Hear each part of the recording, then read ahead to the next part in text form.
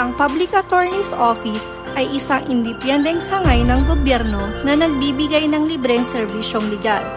Sakop ng ahensya ang pagtugon sa mga kasong kriminal, sibil, administratibo at iba pang usaping legal upang magkaroon ng pantay-pantay na hustisya ang bawat ordinaryong Pilipino.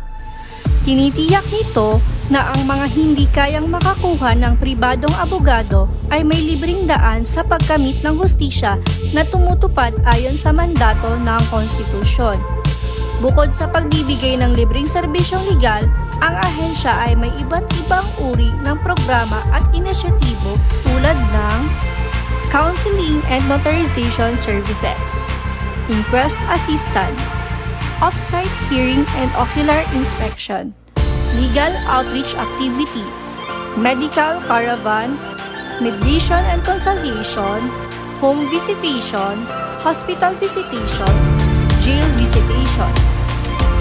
Ngayon ay ating ipinagdiriwang ang ika-53 taong anibersaryong pagsisilbi ng Public Attorney's Office sa bayan at ito ay patuloy na magbibigay serbisyong tapat sa sambayanang Pilipino.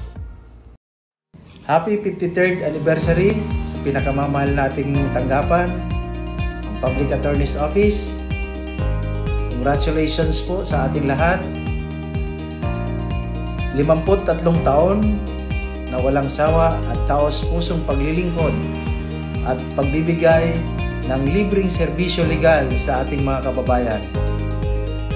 At sa pinakamamahal nating hepe, Dr. Persida Rueda Acosta, Chief, maraming salamat po sa inyong tapat at malinis na pamamalakad sa ating tanggapan.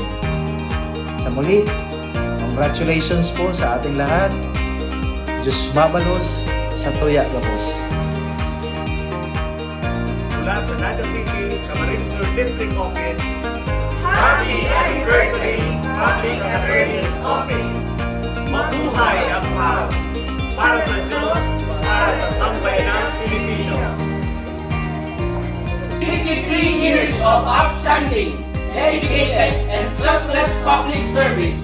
Happy Anniversary, PAO! Mabuhay!